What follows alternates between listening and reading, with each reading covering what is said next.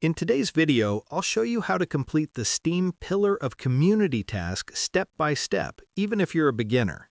First, open Steam on your computer and make sure you're logged into your account.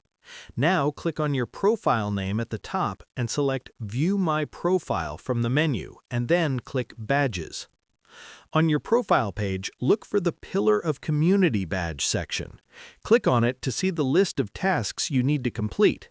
Don't worry, these are very simple. Start with the basics. Add a profile picture, write a short profile summary, and set your real name or location if required. Each small update completes one task. Next, join at least one Steam group. You can search for any public group and click Join Group. That's another task done. Now try writing a game review.